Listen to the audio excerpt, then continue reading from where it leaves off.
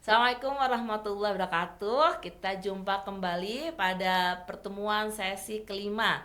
Tadi ya waktu sesi keempat kita membahas tentang etika dan konsekuensi apabila kita melakukan tidak etis ya dalam bernegosiasi. Nah, sekarang kita akan membahas mengenai negosiasi dalam bisnis internasional.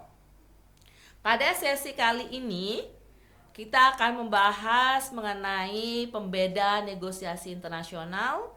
Yang kedua adalah konteks lingkungan, konteks langsung, konsep budaya dalam negosiasi, negosiasi dalam kegiatan ekspor dan impor, dan yang terakhir adalah pemahaman model permainan jumlah nol. Nah, negosiasi dalam pembahasan lingkup bisnis internasional terkait erat dengan manajemen lintas budaya, di mana perbedaan budaya dari masing-masing negara sangat mempengaruhi cara orang berkomunikasi dan tentunya bernegosiasi walaupun sudah menggunakan bahasa internasional. Ada dua konteks nih yang membedakan negosiasi internasional. Yang pertama adalah konteks lingkungan dan konteks langsung. Nah, pada konteks lingkungan bisa kita lihat di layar bahwa ada beberapa ya. Yang pertama adalah politik dan hukum pluralisme, yang kedua ekonomi internasional, yang ketiga pemerintah asing dan birokrasi. Selanjutnya adalah instabilitas, ideologi, budaya, dan stakeholder eksternal. Saya akan kupas sedikit demi sedikit saja ya sebagai gambaran. Nah, kalau politik dan hukum maksudnya di sini adalah situasi politik menjadi pertimbangan karena dapat mempengaruhi negosiasi. Misalnya nih di negara Thailand, pucuk pimpinan ada pada Perdana Menteri. Di sana yang tentunya mempengaruhi iklim bisnis. Hukum dan perundang-undangan serta ketaatan akan hal tersebut pastinya menjadi pertimbangan karena mempengaruhi cara dan gaya bernegosiasi. Selanjutnya adalah ekonomi internasional. Nilai tukar mata uang internasional secara alami dia berfluktuatif atau turun naik. Fluktuatif nilai mata uang menimbulkan resiko yang besar terhadap kedua negara. Setiap perusahaan dalam nilai mata uang secara signifikan dapat memengaruhi nilai perjanjian bagi kedua negara. Hal ini tentunya mempengaruhi cara dan proses tawar-menawar dalam mencapai kesepakatan terkait dengan nilai dan keuntungan. Yang ketiga adalah pemerintah asing dan birokrasi. Sejauh mana pemerintah di suatu negara mengatur industri dan organisasi, serta kemudahan maupun kesulitan proses birokrasi secara langsung akan mempengaruhi proses negosiasi sebuah bisnis global. Masing-masing pihak dari negara asal dan negara tempat beroperasi akan saling mengkalkulasi hal tersebut dan mengkonversi ke dalam aspek finansial. Selanjutnya adalah instabilitas. Terdapat beberapa bentuk ketidakstabilan seperti kurangnya sumber daya, kurangnya barang ataupun jasa yang diminta, ketidakstabilan politik. Nah, tantangan bagi negosiator internasional untuk mengantisipasi perubahan dengan limit time yang cukup untuk menyesuaikan konsekuensinya. Selanjutnya adalah negosiasi. Negosiator dari negara lain tidak setiap waktu berbagi ideologi yang sama. Perbedaan pada ideologi dapat menyebabkan pihak tidak setuju pada tingkat yang paling mendasar tentang apa yang sedang dinegosiasikan. Nah, selanjutnya adalah mengenai budaya. Orang-orang dari budaya yang berbeda menafsirkan proses dasar negosiasi dengan prinsip yang berbeda. Terakhir adalah stakeholder eksternal. Maksudnya di sini adalah apabila negosiator kita internasional dapat menerima banyak promosi dan bimbingan dari pemerintah melalui kedutaan besar negara asal di tempat negara yang dituju. Kedutaan besar dapat memberikan informasi detail dengan data yang akurat untuk memudahkan proses negosiasi sebuah entitas bisnis dengan counterpartnya dari negara lain. Nah, sedangkan dari konteks langsung memiliki beberapa faktor yang diantaranya adalah perundingan daya relatif. Perundingan tersebut terhadap operasional sejumlah besar ekuitas yang masing-masing pihak bersedia untuk berinvestasi. Anggapan adalah bahwa pihak yang berinvestasi ekuitas lebih memiliki kekuatan lebih dalam negosiasi, dan karena itu akan lebih berpengaruh pada proses negosiasi serta hasilnya. Yang kedua adalah tingkat konflik. Situasi konflik yang tinggi berdasarkan etnis, identitas, atau geografi lebih sulit untuk dicarikan solusinya.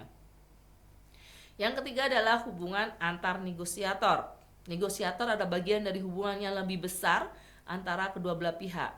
Sejarah hubungan yang ada antara kedua belah pihak akan mempengaruhi negosiasi saat itu. Seperti negosiasi menjadi bagian dari setiap negosiasi yang akan datang. Yang keempat adalah terhadap hasil yang diinginkan. Maksudnya di sini adalah faktor yang berwujud dan tidak berwujud memainkan peran besar dalam menentukan hasil dari negosiasi internasional. Organisasi bisnis sering melakukan negosiasi internasional untuk mendapatkan hasil yang diinginkan terkait dengan ekspansi bisnis mereka. Yang terakhir adalah stakeholder. Keterampilan, kemampuan, dan pengalaman oleh negosiator internasional memiliki dampak besar pada proses dan hasil dari negosiasi internasional. Selanjutnya adalah kita akan berbicara terhadap 4 dimensi antar budaya. Tadi saya sebutkan mengenai budaya, jadi di sini saya akan menjelaskan budaya apa sehingga ini harus dipelajari oleh seorang negosiator. Ada kriteria atau dimensi perbedaan antar budaya. Yang pertama adalah individualis ataupun kolektif. Selanjutnya adalah power distance. Yang ketiga adalah maskulinitas atau feminitas. Yang keempat adalah uncertainty avoidance. Di sini individual maksudnya atau kolektif maksudnya adalah konsep individual berorientasi utama pada bahasan terkait proses, hasil, dan negosiasi. Masyarakat yang individualistik umumnya menggunakan kriteria jangka pendek yang dirasa tepat dan wajar. Kalau yang kedua adalah jarak kekuasaan. Maksudnya di sini adalah jarak kekuasaan yang lebih besar akan lebih berkonsentrasi dalam pengambilan keputusan, di mana negosiator dari budaya dengan jarak kekuasaan yang tinggi perlu meminta persetujuan dari supervisor mereka dengan intensitas yang lebih tinggi, sehingga dapat dikatakan akan lebih lambat dari yang tidak memiliki jarak kekuasaan. Yang ketiga adalah tentang maskulinitas atau feminitas. Maksudnya di sini budaya berbeda sejauh mana individu terkait memegang nilai-nilai yang dipromosikan, apakah terkait kesuksesan karir atau kualitas hidup, sehingga meningkatkan daya saing ketika negosiator dalam budaya kesuksesan itu hadir. Yang terakhir adalah uncertainty avoidance. Negosiator dengan tingkat ketidakpastian yang tinggi akan merasa tidak nyaman berada dalam kondisi negosiasi yang ambigu, sehingga dibutuhkan sebuah kepastian seperti melalui penjelasan secara lengkap detail kepada individu terkait. Nah, di sini adalah budaya strategi responsif bernegosiasi.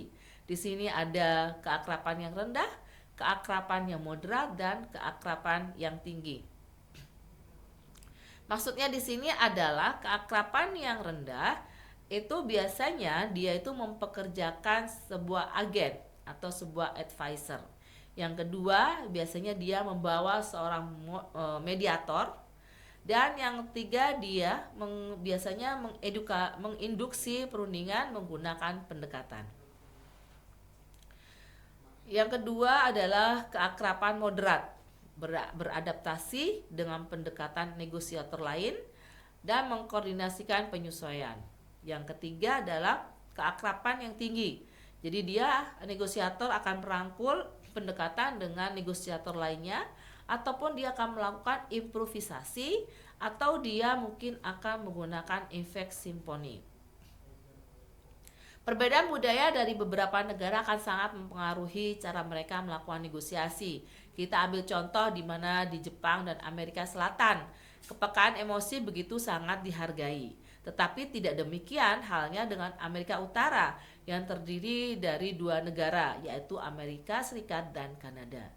Lain lagi terkait dengan loyalitas terhadap majikan, di mana orang-orang di Jepang sangat loyal kepada majikannya dan tidak demikian halnya di Amerika Utara.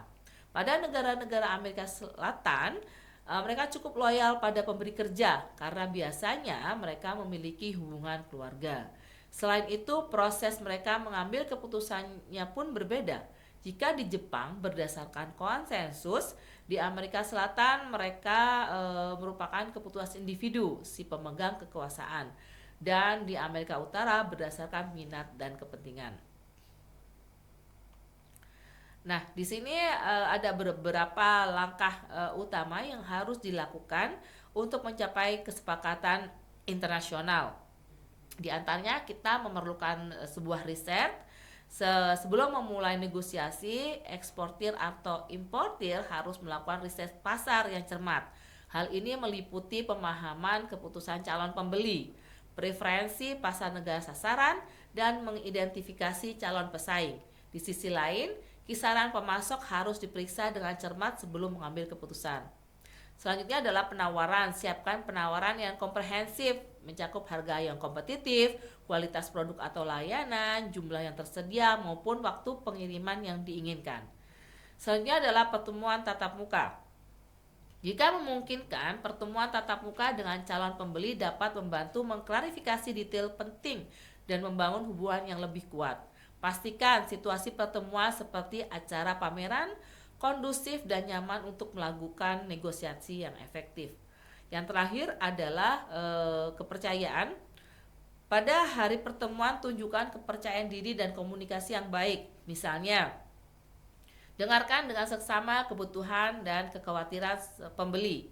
Yang kedua, dengarkan dengan seksama penjelasan pemasok mengenai penawaran dan ketentuan dari mereka. Yang ketiga, berusaha fleksibel dan siap bernegosiasi untuk mengakomodasi permintaan dan kebutuhan importir. Selanjutnya adalah tetap kendalikan negosiasi dengan pemasok. Yang terakhir adalah bernegosiasi, komunikasikan dengan jelas dan terbuka kepada mitra. Ini adalah beberapa tips cara sukses bernegosiasi internasional. Perhatikan etika bisnis, jadi kalian pelajari bab sebelumnya. Yang kedua, siapkan dokumen yang dibutuhkan. Pastikan dokumen-dokumen tersebut siap Anda bawa saat bernegosiasi. Yang ketiga adalah fokus pada solusi yang saling menguntungkan. Upayakan untuk mencapai kesepakatan yang saling menguntungkan. Dan yang kelima adalah, ini yang terakhir yang penting ya, bangun chemistry yang baik gitu ya. Pahami latar belakang budaya dan preferensi mitra Anda sehingga dapat menghormati budaya mereka dengan membuat negosiasi yang lebih mudah. Demikianlah pembahasan kita kali ini. Harapan saya kalian mengerjakan kuis yang telah disediakan untuk mengetahui sejauh mana Anda mengerti tentang topik ini. Tetap semangat belajar. Terima kasih. Assalamualaikum warahmatullahi wabarakatuh.